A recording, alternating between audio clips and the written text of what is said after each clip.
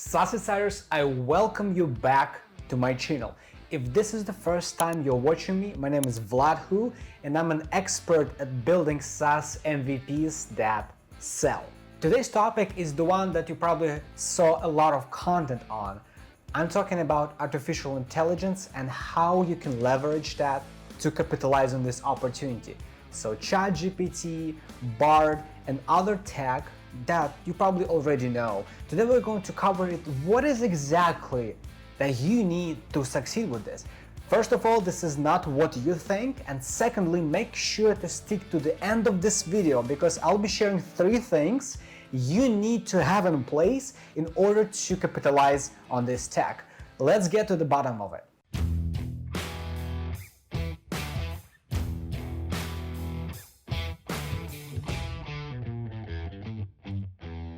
Before I share with you the exact strategies my customers this year used to generate revenue for their SaaS business using AI, I want to take a step back and realize what AI is really here. And if you think about it, AI, which is ChatGPT and other tools that you're already using, are nothing but new tools, new tech that allows you to solve different problems that weren't able to solve before. It's just a tool, it's just a new approach. If you believe that AI is replacing humans, that's not true. What's happening is smart people get smarter with this tech and dumb people will eventually get dumber. I'll have a separate video for that, explaining the psychology of how I see it and do I see it as a singularity point or not, but that's a separate topic. Now that we have this idea of AI is a tool, when you think about it, it's not an engine for printing money, right? Any tool, you take it, computer, you take it, a bicycle, a plane, it's a tool to get the job done. But the job is what you need to focus on. I teach my clients all the time, when you're building a SaaS product, the first thing you need to understand is what is the problem we are solving here? It's not about the product. You see, SaaS is a business of selling software, not building this. We can take care of this. We can build an MVP, we can design it, launch it. If it doesn't solve a specific problem, it's useless. You won't get any validation or invalidation. It'll just be pure confusion. So the first thing you need to understand as a SaaS founder, as a SaaS insider, is specifically why we're building this. How we're going to impact the world with the software. What is the problem that we're solving, right? I'm not talking about tree hugging and solving the world hunger. Small thing, small problem that we can address that people are willing to pay for. A lot of times right now I get about 10 to 20 requests per day asking me, hey, can you build an AI SaaS that writes essays for students? And I said, that's a great idea. And I'm sure people will find it somewhat valuable. The question is, how the hell are we going to sell this? First of all, I can name 15 tools that already do that with different names and brands, but that's the essence of it. So there's no really differentiation here. And the second is, if you think of students, for example, they're not always looking to pay money, right? This the specific audience, they would rather look for free stuff. This is why I always recommend looking towards B2B because it's easier.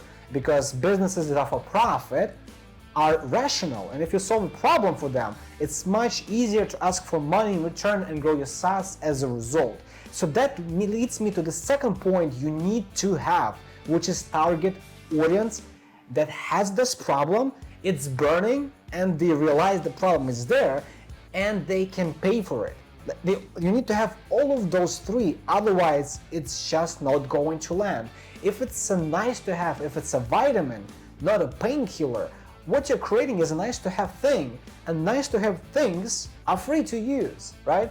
There are a lot of tools that are open source that can be modified and adjusted, and if your product is not addressing the burning issue for a business or for an individual, it's not an idea where you can capitalize using AI nowadays. And by the way, I talk a lot about these topics on my SaaS Insiders Podcast. Not only me, I'm interviewing successful SaaS founders who actually got traction, got the funding, got the product market fit, and they're sharing their best know-hows with the audience so that you can succeed with your business as well.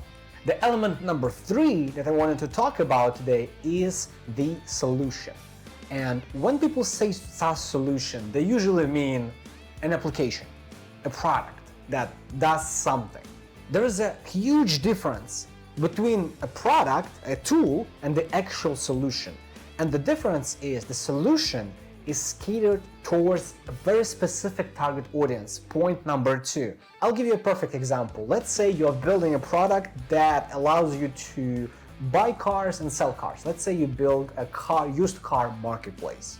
A lot of people are thinking, well, car buyers are the actual customers of this business because they're buying cars, they're paying money. But the reality is, how many cars do you need to buy at the same time? Like, how many cars are you buying? 5 cars right now? I'm not sure, right? It's probably 1. It's rarely 2. But when it comes to selling cars, if you think about it, there's a whole industry of people focusing on selling used cars. And if you focus on them, that's where you can provide value. That's where the recurring value comes into place. Because I only need 1 or 2 cars in my life to buy, if I'm lucky, if I'm buying the new one, right? Or a good used one. If I'm selling them, that's a business. So as a SaaS founder, I would rather serve that market because there's much more value and there's a continuity to it. We can speculate a lot about this. You can think of Facebook, for example, right? Sometimes people think you're building the product for people, and people are your customers. Well, you're still serving them, that's true, but they're not your customer. Your customers are advertisers who are paying on this platform for those eyeballs you're attracting, right? So when you think about the solution, you need to think about paying customer, meaning someone who's taking their credit card and saying, I vote with my wallet to solve this problem for me. I'm paying a recurring monthly subscription and I want to use that. You need to nail this down, because without this, even if you nail down the problem and the target audience, if you don't connect them in your solution, your MVP might be a flop. So I highly recommend to think through that triangle before you go into the execution.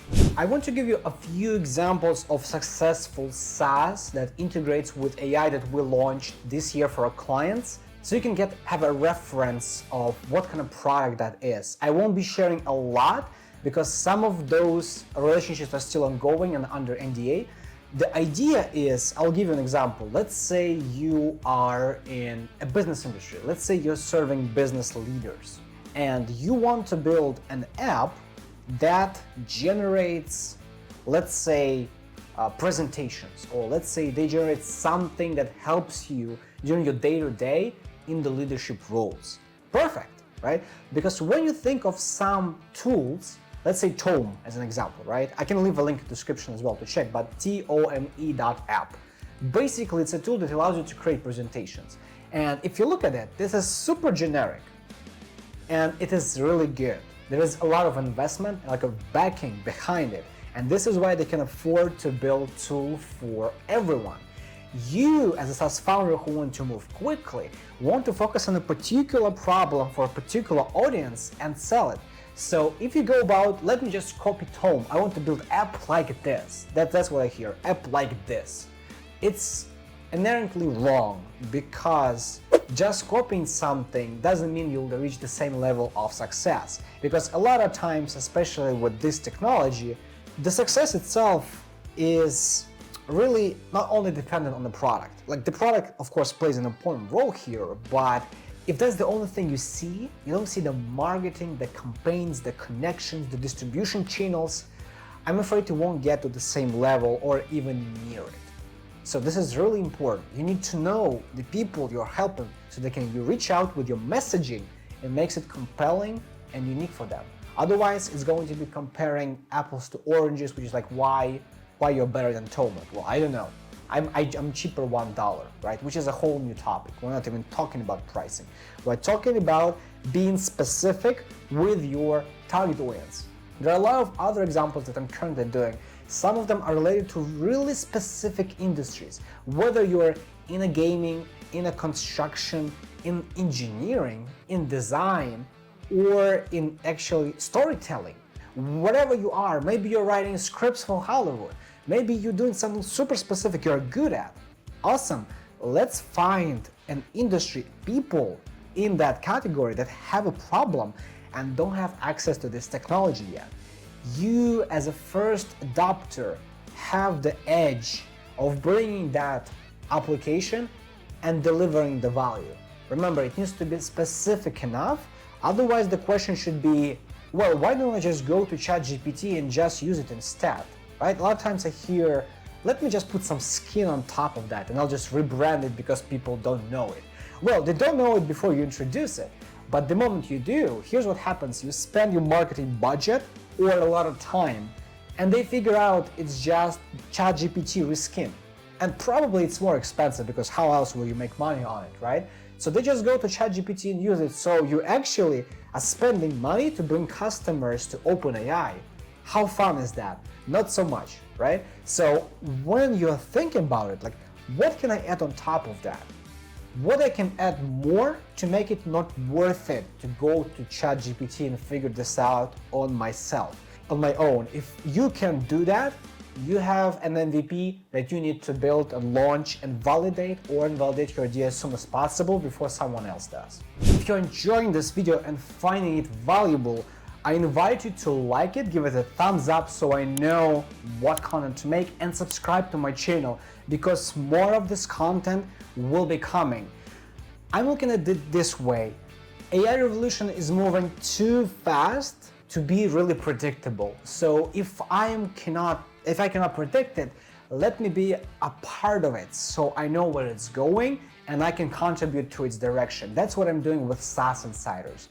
If you're currently thinking about building an MVP, feel free to hit me up on LinkedIn, or I'll link a link in the description so you can get in touch with me and see potentially how we can collaborate on this. Until next time, I will see you in my next video.